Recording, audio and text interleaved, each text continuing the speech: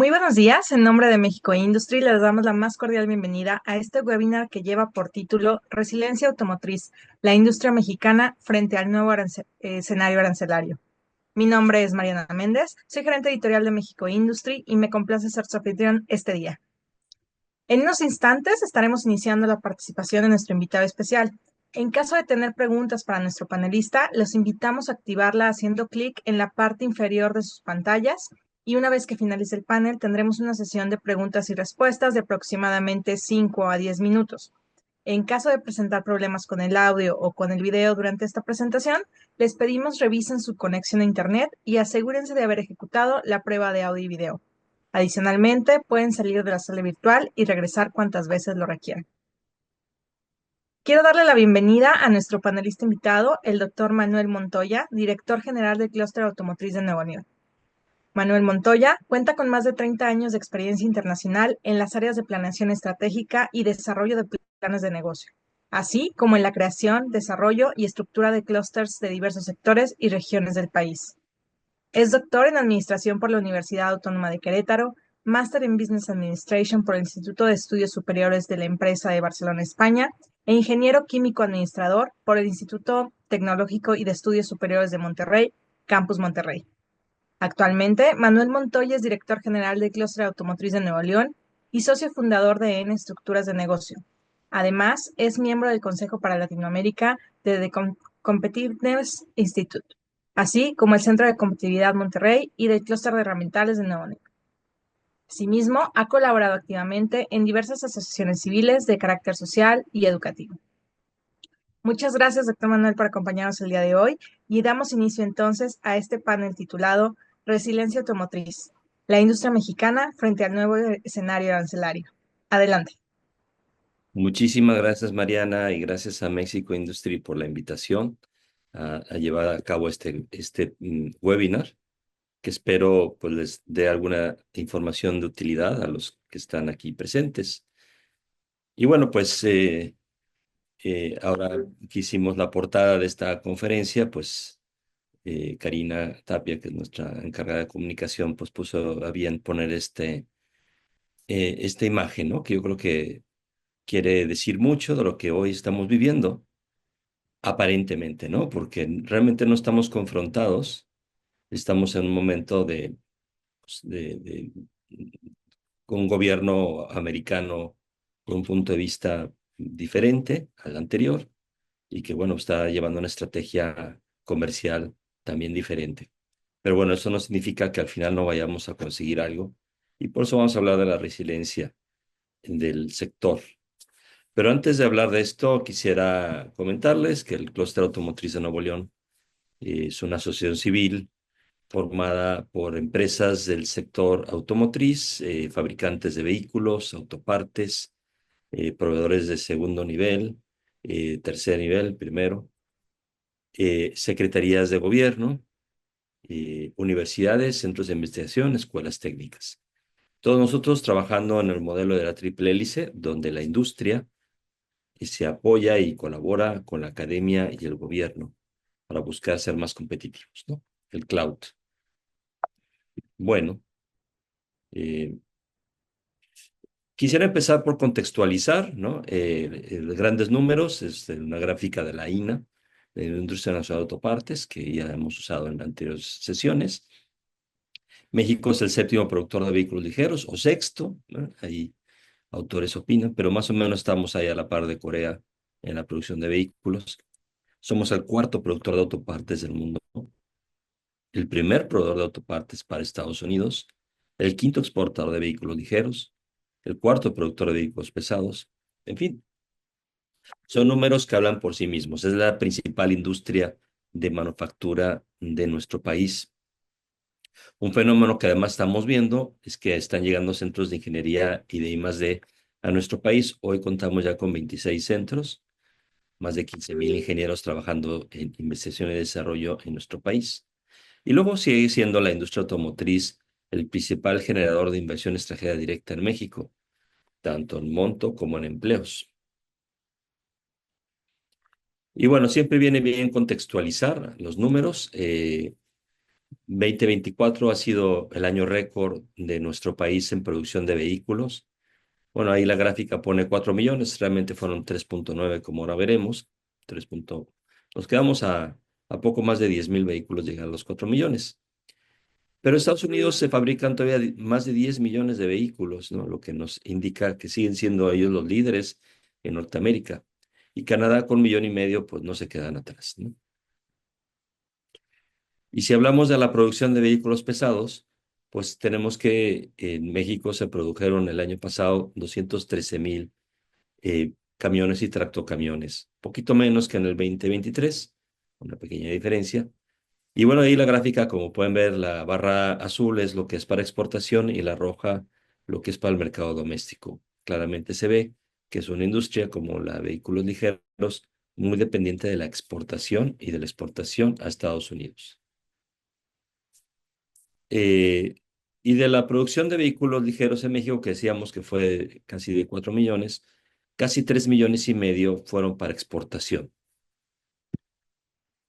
Tenemos muchos mercados, pero prácticamente el 80% de los vehículos ligeros, de los autos y camionetas, van a Estados Unidos. Canadá es importante, 8,5%, y luego vienen otros mercados, Alemania, Brasil, Colombia, etcétera. Alemania yo creo que va a cambiar con el anuncio de la llegada que regresa la producción del Golf a México. Seguramente el porcentaje de vehículos que vayan a Alemania va a aumentar porque es un gran consumidor de Golfs, ¿no? Y esperemos que estos sean en México de manera muy exitosa. ¿Y la venta de coches en México cómo está? Creo que ha sido el 2024 un buen año. Prácticamente 1,5 millones de coches se vendieron en México. Pero lo interesante es ver que de los coches que se vendieron en México, solo la tercera parte son producidos en México. Las otras dos terceras partes son producidos en el extranjero, son importados. Obviamente hay muchas de los productos importados son por las mismas armadoras que producen en México, como Ford, que trae la Territory de China, y General Motors, otros modelos, etcétera. Sin embargo, estamos viviendo hoy un fenómeno interesante, pero el año pasado, el 2024, de esos 1,5 millones, 300,000 coches fueron importados de China, ¿no?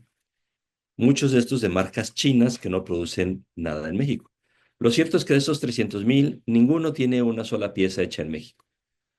Eso pues es un riesgo para nuestra industria y de la que tenemos que estar conscientes y algo tendremos que hacer porque no podemos abrir tanto el mercado que luego nos afecte a aquellos que sí producen en México. Existía antes una regla que para que tú pudieras comercializar vehículos en México, tenías que producir al menos 50,000 vehículos al año. Esta regla ya no existe, pero alguna regla sí se tendría que poner o sería muy sana, tanto para la industria ya establecida que ya ha invertido en nuestro país, como estas nuevas marcas que han entrado a México de China, porque también podrían generar más negocio para las empresas mexicanas y más empleo. No solo importar los vehículos ya terminados, porque esto, pues la verdad es que como industria no nos ayuda. Pero por otro lado, sí estamos viendo un fenómeno interesante que es el movimiento hacia la electromovilidad. El año pasado se produjeron 25,000 vehículos entre híbridos eléctricos e híbridos enchufables, lo que representa un porcentaje importante de la producción, ¿no? 1,45%, todavía es bajo, pero bueno, bueno, este es el crecimiento, perdón, la venta de 7,3%. Este año, a números reportados al primer trimestre, se han vendido 333,000. O sea, hemos tenido un incremento del 9%, que yo creo que esto va a seguir creciendo porque hemos estado viendo que ya hay productos en el mercado muy atractivos, sobre todo de vehículos eléctricos, ¿no? Los híbridos ya estaban, pero hoy los eléctricos ya se están vendiendo, como los que vienen en la pantalla y están vendiendo a precios similares a los vehículos de gasolina.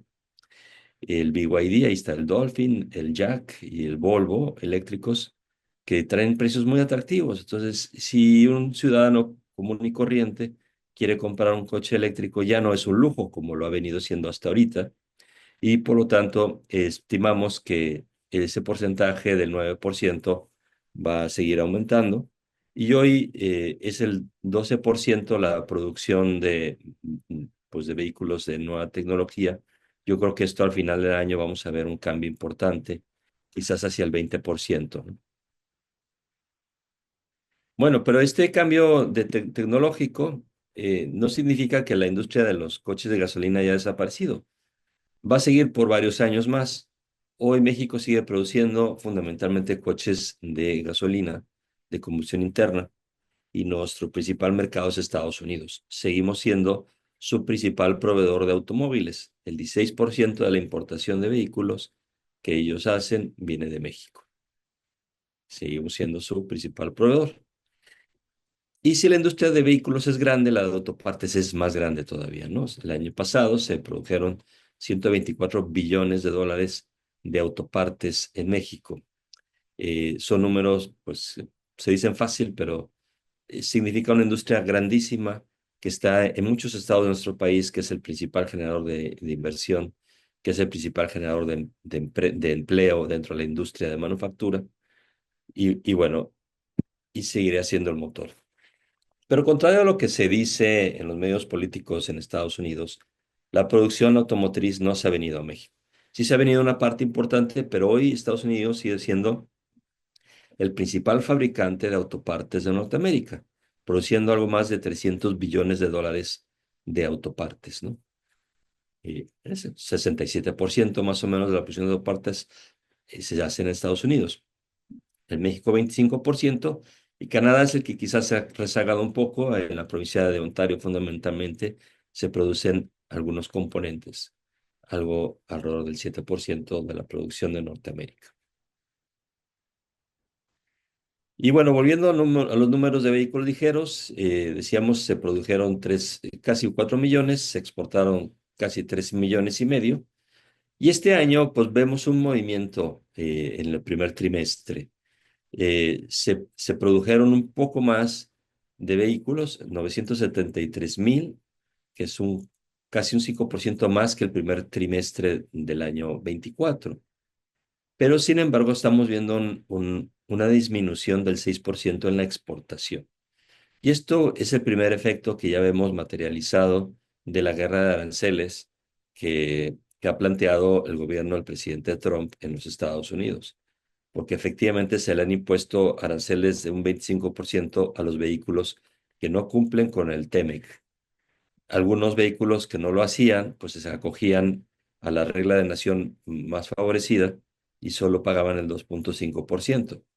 Pues se han incrementado al 25%, así inviable vender esos vehículos en Estados Unidos, y eso lo estamos empezando a notar en las exportaciones a los Estados Unidos.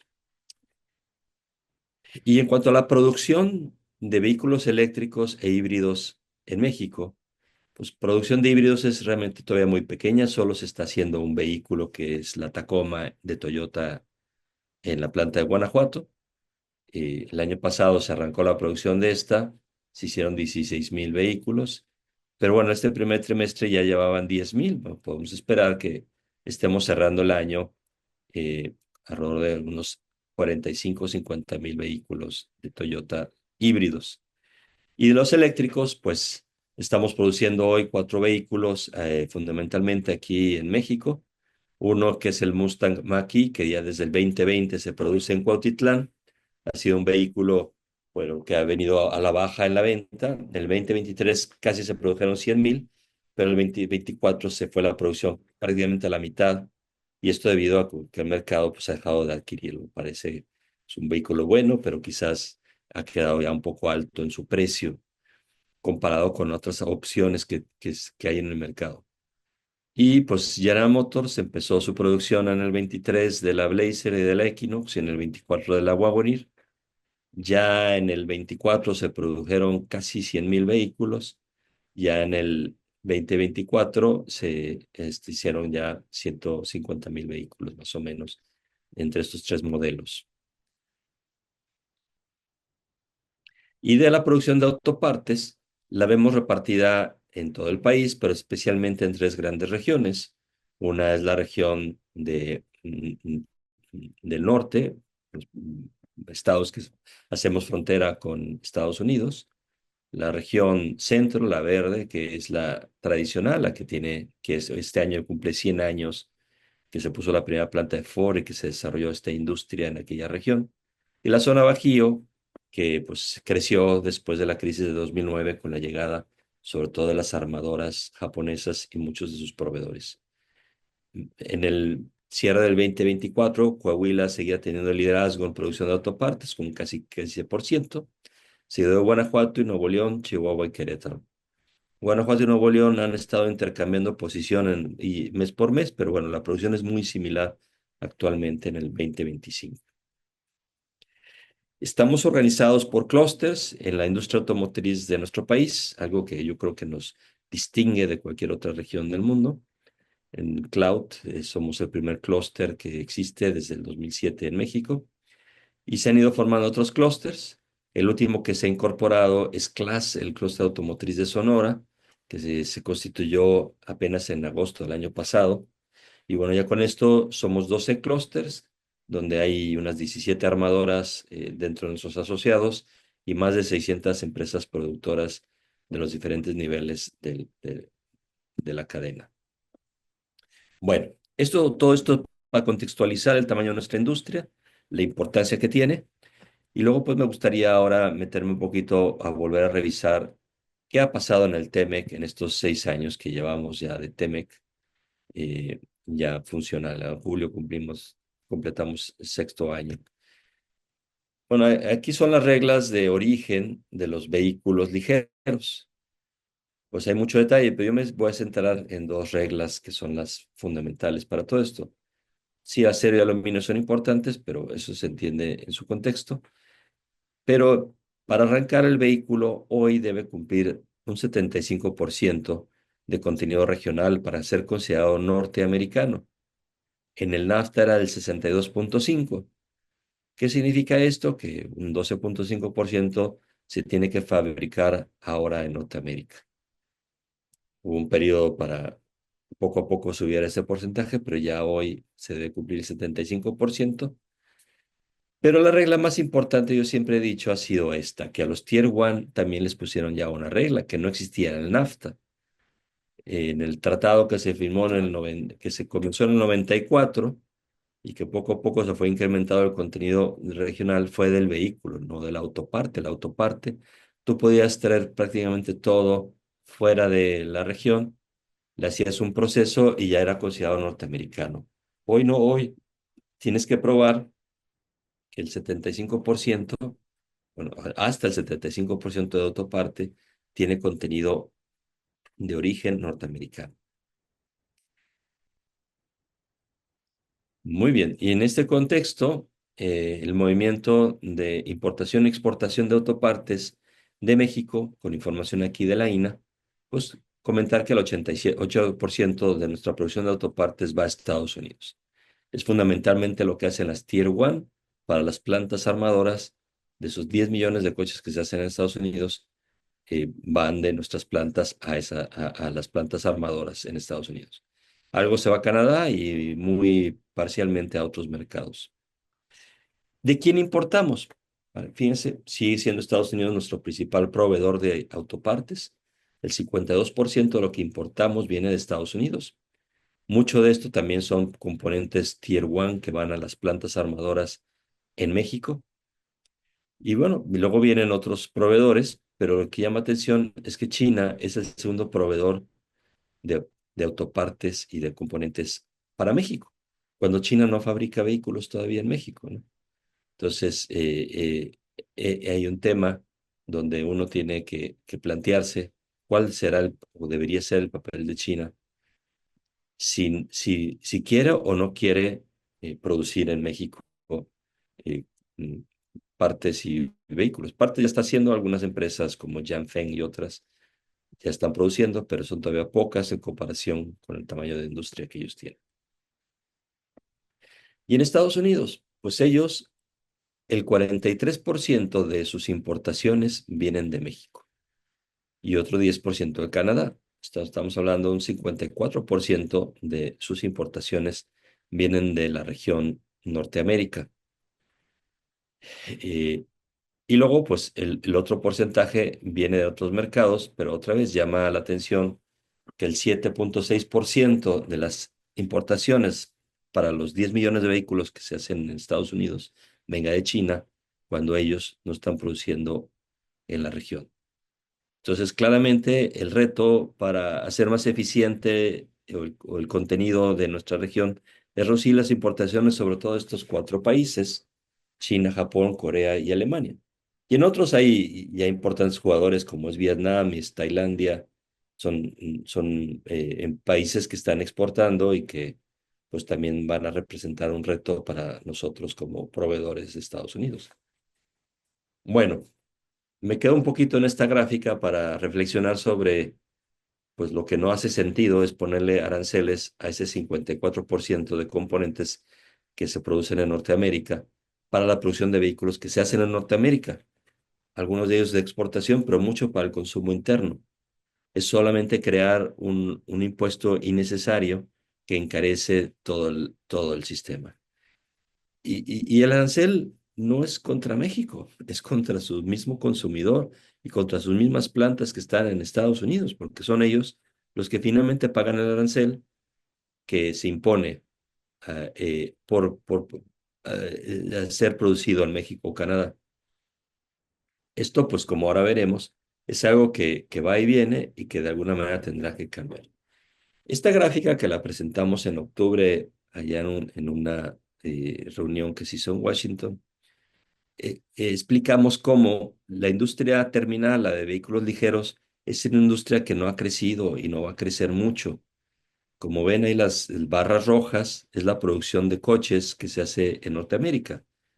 Ahí se ve el bajón del COVID y luego de la crisis de los chips en el 21-22. Pero bueno, se ha estabilizado un poco más de 15 millones de vehículos fabricados en Norteamérica. Y si vemos la gráfica que les enseñé hace rato, la producción de vehículos no va a crecer mucho de aquí al 2032. Pero en cambio la barra azul significa cuán- cuál es el contenido de autopartes por vehículo, ¿no? Sería el promedio. En el 2019, un coche hecho en Norteamérica en promedio tenía $24,000 de contenido. Hoy tiene 29,000, significa un 26% más de contenido hecho en Norteamérica. Es decir, el TEMEC ha funcionado y ha sido muy eficiente para integrar más contenido regional. Y estos números son muy parecidos en México y en Estados Unidos. Bueno, pues 20 de enero entra el presidente Donald Trump, ya lo había amenazado desde sus campañas, y ya siendo presidente, pues ya lanzó órdenes ejecutivas para imponer aranceles. Empezamos con el 4 de marzo, con un 25% que entraba en vigor y que aquel que exportó esos días, pues tuvo que pagar el 25%, sea lo que sea. 3 días después de negociar el gobierno mexicano, pues se quitan esos aranceles, y bueno, se presenta una especie de tregua, una tregua que duró apenas un mes. Y bueno, pues lanza también los aranceles al acero y aluminio para proteger su propia industria. México no es un país que exporte mucho acero, algo sí, el que exportaba acero a Estados Unidos se vio afectado y el productor en Estados Unidos se vio favorecido por protegerle su mercado. Bueno, decía, pues lanzó los aranceles hacia el 2 de abril y bueno, pero luego dice que nada se aplicará, nada que esté incluido en el TEMEC. Donald Trump sube los aranceles a Canadá al 50% y Canadá responde, ¿no? Y bueno, pues ahí se hizo una guerra mediática y una guerra comercial entre ambas naciones. Y bueno, pues las tensiones van y vienen. El 29 de abril, bueno, pues el presidente Trump firmó una orden ejecutiva donde de alguna manera hay algunos beneficios dentro de todos estos esquemas arancelarios para México. Eh, Primero, que los aranceles no se van a acumular, ¿no? Primero 25, y luego el acero, y luego otro 25 al vehículo, otro 25 a la autoparte. Entonces, Era, además de difícil de calcular, era como demasiado, eh, iba a resultar demasiado caro importar vehículos y componentes si estaban sumándose aranceles. Se dejan los aranceles al contenido que no sea, que no cumpla con las reglas de origen de Norteamérica. Y bueno, pues se va un poco flexibilizando los aranceles hacia lo producido en México. Pero bueno, ya la semana pasada vimos que Estados Unidos y China le bajaron dos rayitas a la guerra comercial o más de dos rayitas, bajando los aranceles de Estados Unidos del 145 al 30% a los productos chinos. Es decir, ya llegaron a un acuerdo. Seguramente toda esta presión de los aranceles se va a matizar más de la escalada que tomó, sobre todo después de aquella presentación donde el presidente Trump anuncia aranceles a, pues de una manera recíproca como unas 180 naciones, ¿no? ¿Qué sigue o qué vemos? Bueno, estamos en un periodo de 90 días que terminará ahí por agosto para ver qué seguirá para nuestra industria, porque esa nueva tregua la pusieron para 90 días.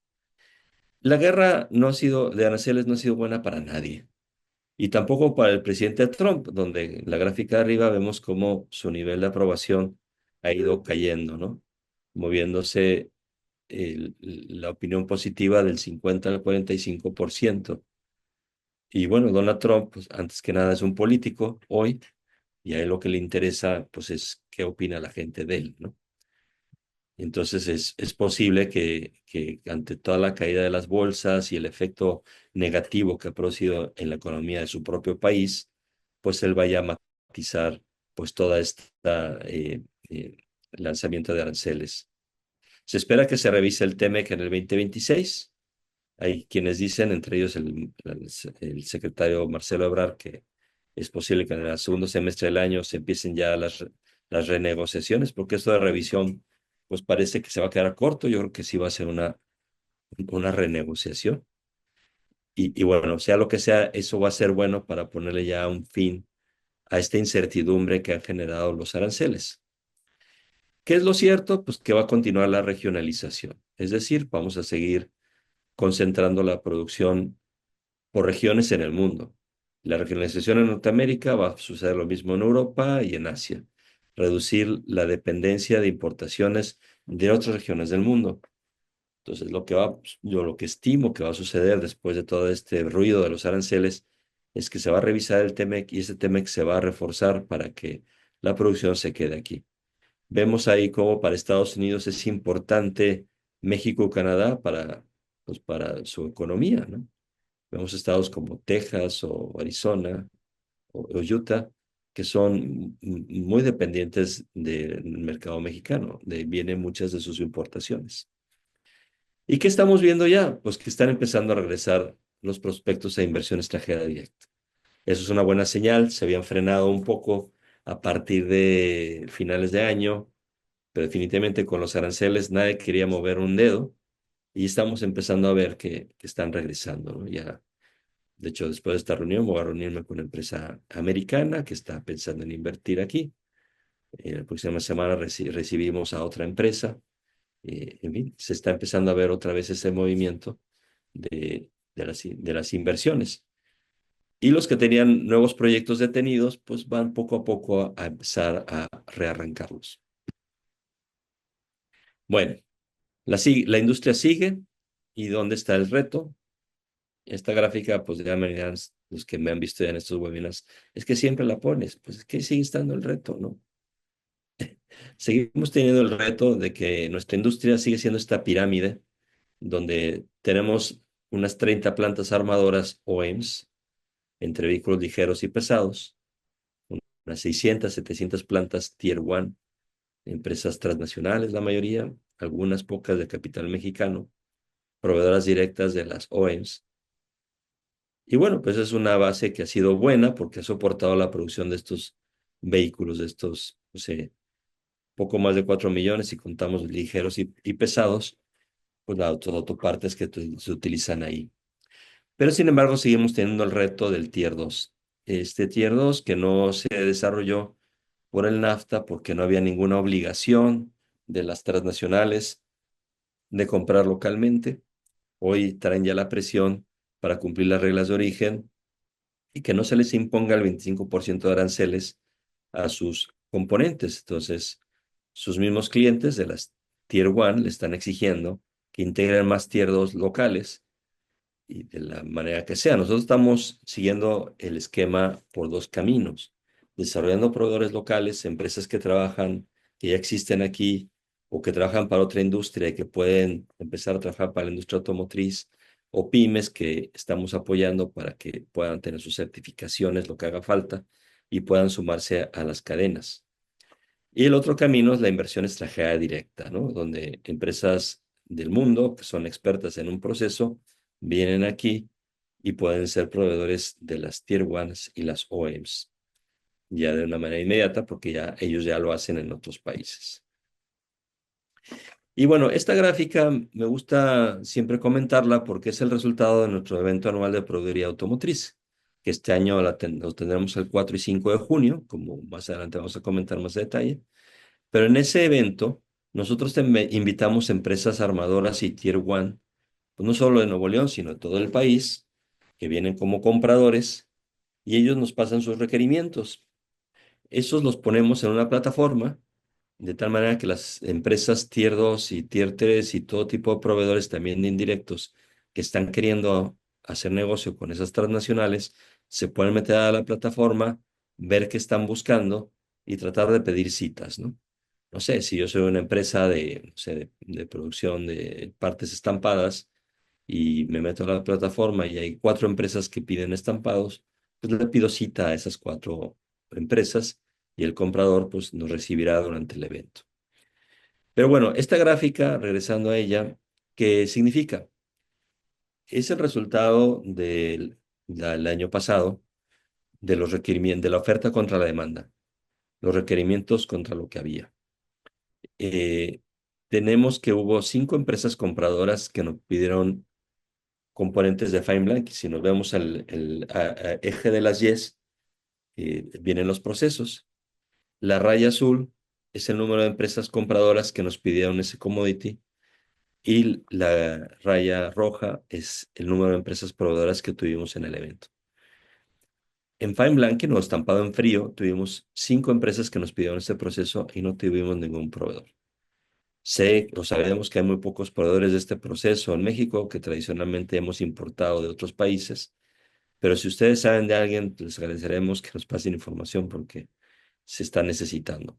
Pero bueno, si lo vamos a estos commodities, vemos que hay commodities como la forja de aluminio, que solo tuvimos un proveedor y 11 empresas nos estaban requiriendo. La extrusión de aluminio, 13 empresas contra 2 proveedores. 15 empresas compradoras de aluminio por gravedad, solo 3 proveedores. 16 empresas que buscaban forjas, tuvimos solo 7 proveedores. Estampado y microestampado es un poco más parejo, ¿no? Porque es un proceso más desarrollado en el país. 22 empresas compradoras, pero solo tuvimos 14 proveedores, 22 compradoras contra 14 proveedores. Y el que siempre les comento, el aluminio die casting, la inyección de aluminio. Otra vez, 24 empresas compradoras nos pidieron este commodity y trajimos 7, ¿no? Solo tuvimos 7 y eso porque les estuvimos rogando para que vinieran al evento, sabiendo que es un requerimiento que sigue estando ahí muy, muy demandado. Los últimos 2 procesos están más equilibrados porque son procesos más desarrollados en el país. No digo que no haya oportunidades, sigue habiendo muchas, pero está un poco más equilibrado. 25 empresas nos pidieron inyección de plástico, tuvimos 20 proveedores de inyección de plástico, 26 nos pidieron maquinados y teníamos 24 empresas proveedores de maquinados. Bueno, pues comentarles que día 4 y 5 de junio tendremos el evento de electromovilidad, el Global Transportation and Innovation Summit, GTI. Este año va a tener este nombre.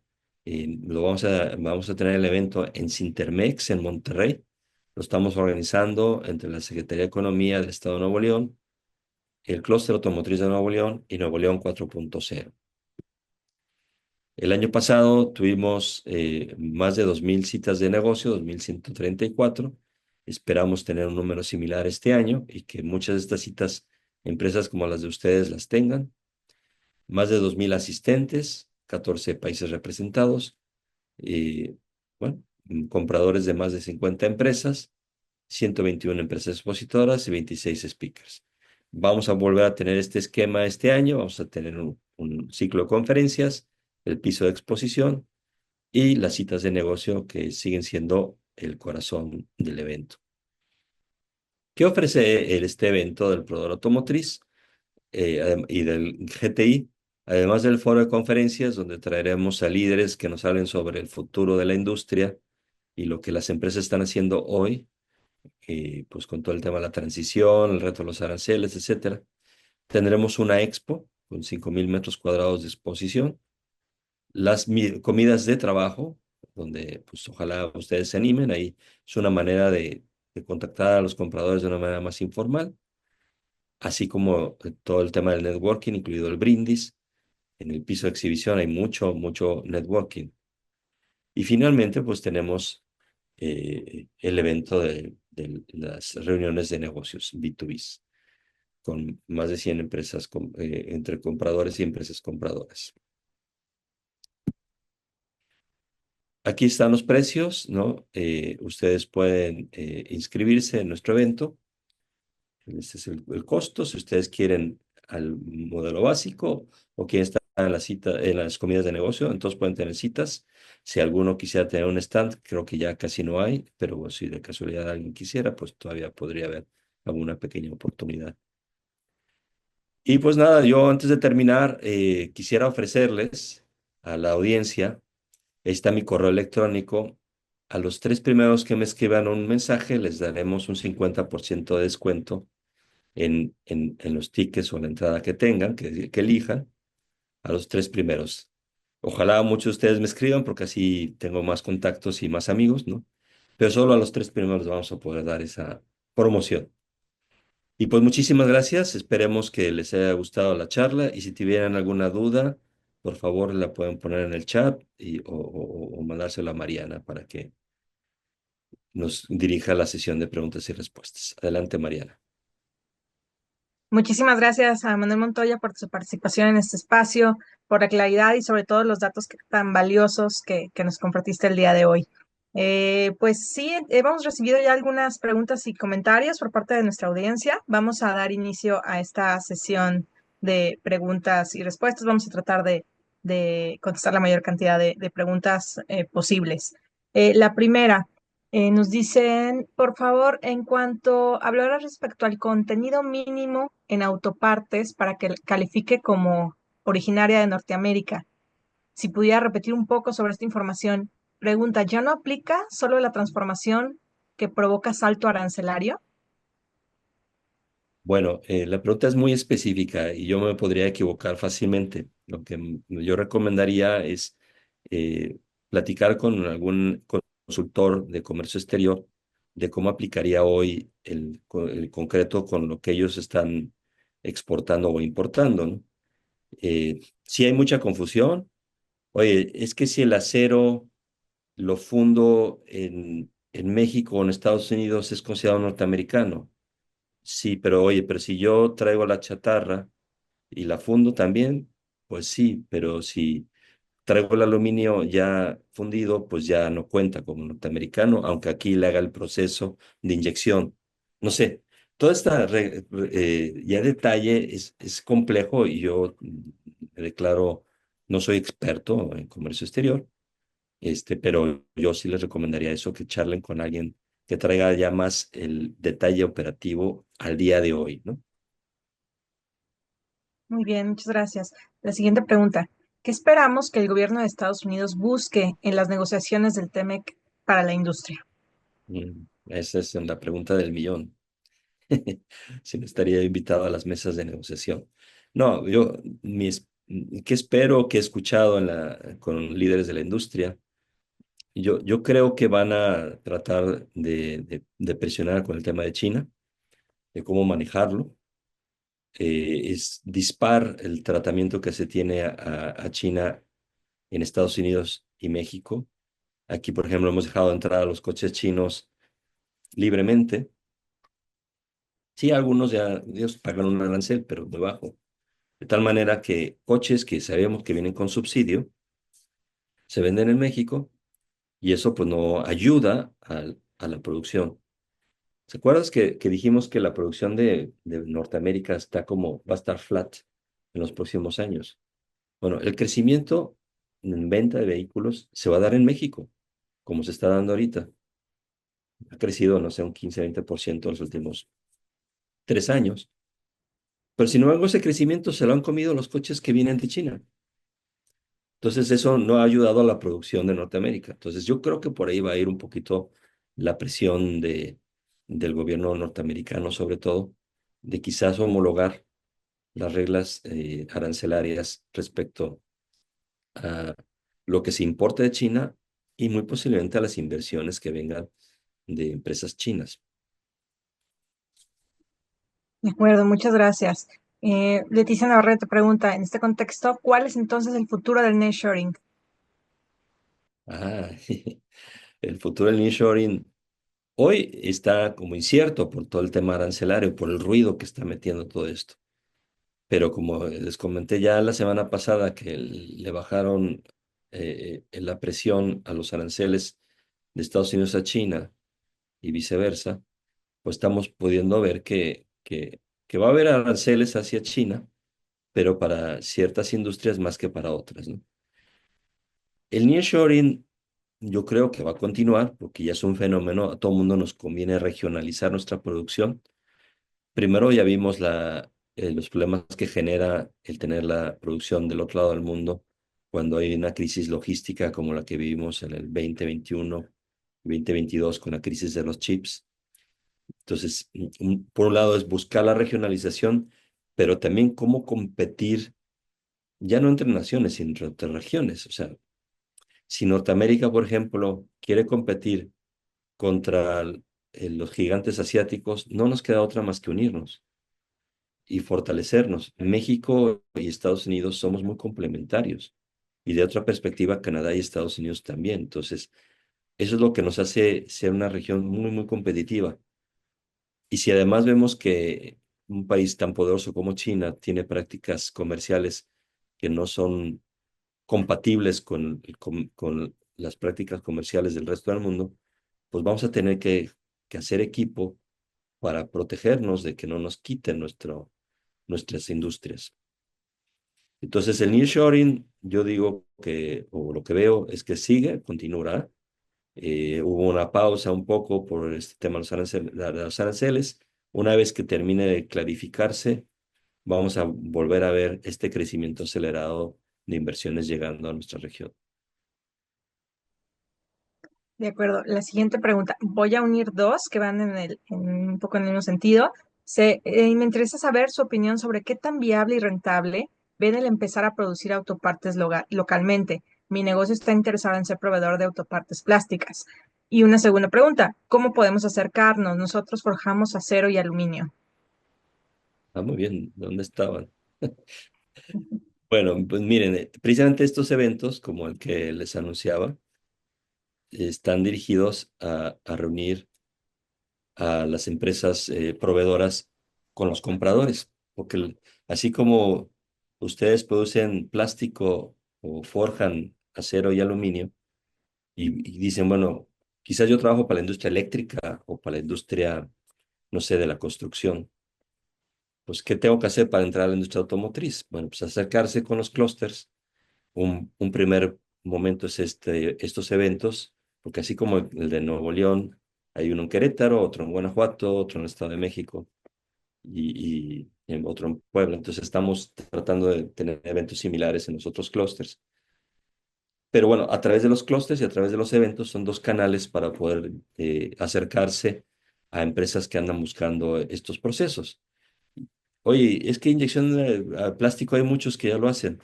Sí, pero se sigue necesitando. Y no se diga estos otros procesos que tradicionalmente se importaban, como las forjas y los procesos de aluminio, pues hoy hay una gran necesidad y bueno, las empresas están dispuestas también a apoyar para que puedan entrar a su base de proveeduría. Muy bien. Ángel Pérez también pregunta, en su opinión, ¿qué va a pasar con la manufactura en Volkswagen en Puebla al estar cerrando su manufactura en Alemania?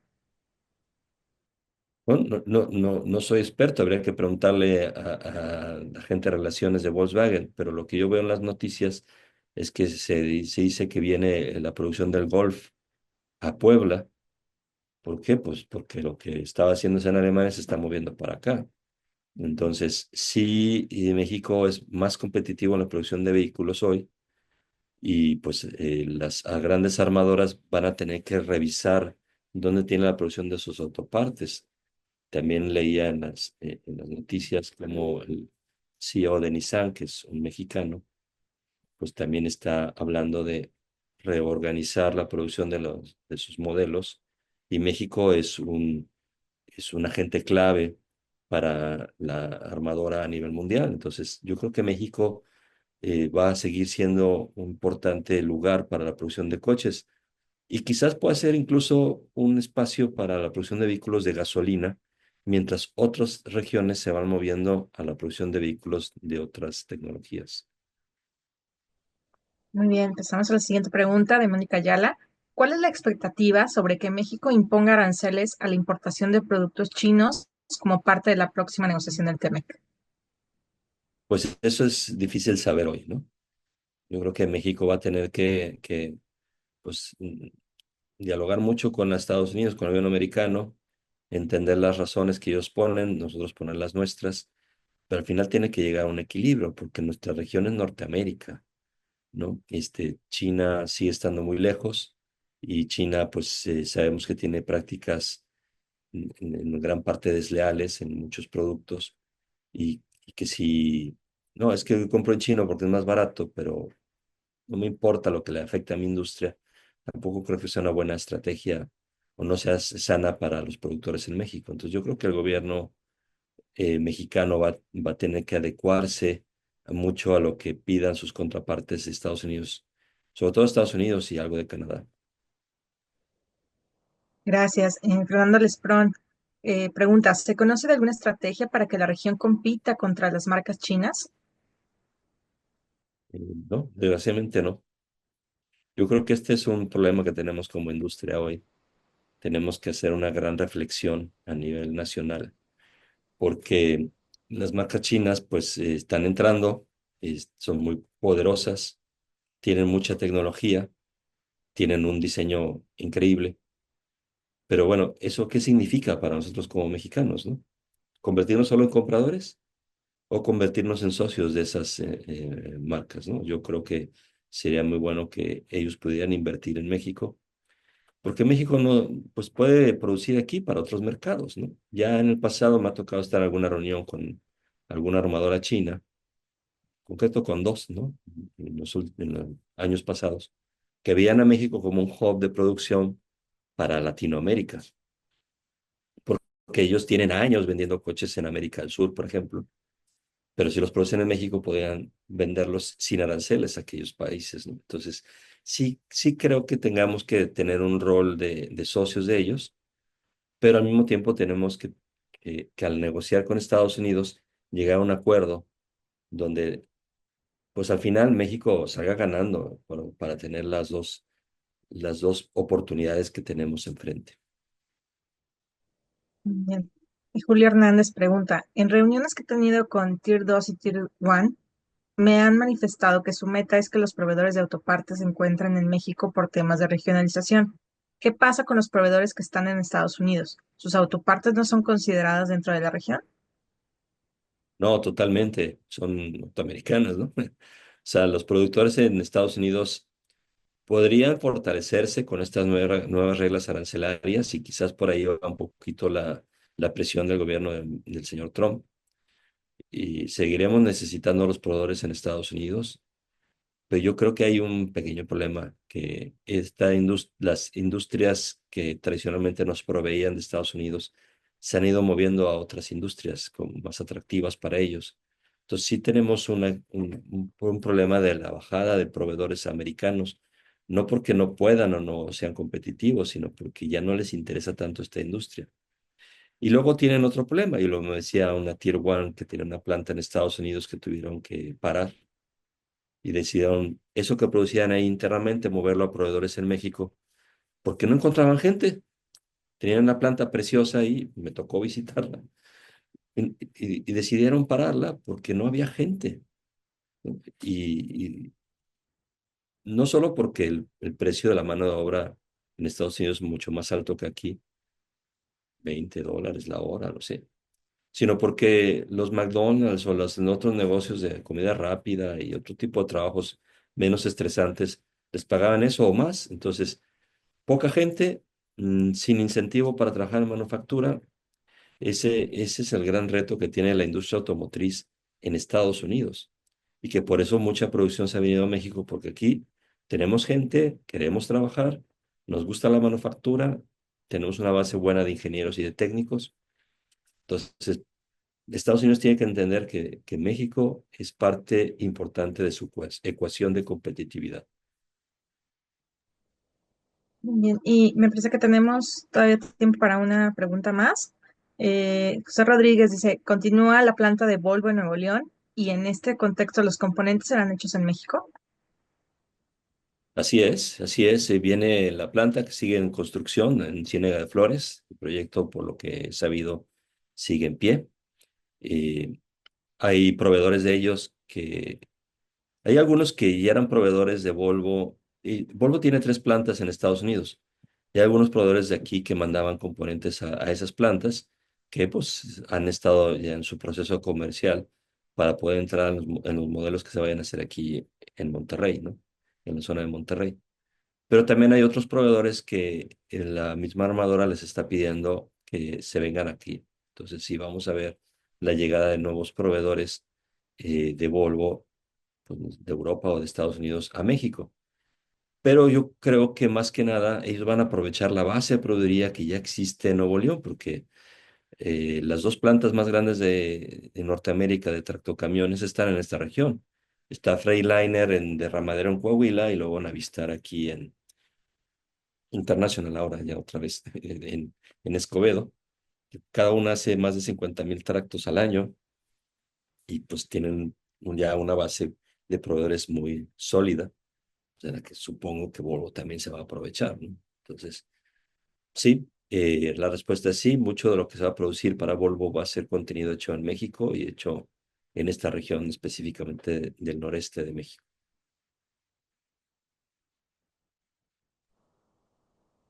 Muy bien, y creo que tenemos todavía una última pregunta. Jesús Adelante. Rodríguez, ¿qué sector de crecimiento se vislumbra en la industria automotriz a raíz de las cuestiones de los aranceles impuestos por Estados Unidos? Bueno, el crecimiento está bastante incierto. Yo creo que muchos pronósticos que habíamos hecho hace un año, pues están ahorita en stand-by. Ya veíamos que el primer trimestre y, si mal no recuerdo, también el primer cuatrimestre del año hay una bajada en la exportación de vehículos. No tengo el dato de autopartes, no lo ha reportado todavía la INA, pero yo supongo que también va a haber un poco de bajada en los autopartes. El 2024 fue un año récord. 2025 yo creo que vamos a estar un poco abajo por todo este ruido, que yo espero que en los próximos 2, 3 meses se termine ya de calmar, ¿no? Esa es mi expectativa. De acuerdo, pues muchísimas gracias por responder a nuestras preguntas y muchas gracias por haber estado hoy el día con nosotros. Nuestro tiempo ha terminado, pero volvemos a agradecer al maestro Manuel Montoya, director de Cloud, por haber aceptado nuestra invitación y esperamos poder contar con su valiosa apoyo y participación en futuras oportunidades. Si gusta despedirse de nuestra audiencia. Encantado, Mariana, y muchas gracias a los 180 personas que estuvieron aquí con nosotros. Esperemos que algo de la información sea útil y me dará mucho gusto verlos aquí en nuestro evento 4 y 5 de junio en Monterrey, en Cintermex, y pues aquí los esperamos. Muchas gracias. Muchísimas gracias y de parte de México Industry agradecemos a todos su presencia y les deseamos que tengan un exitoso día.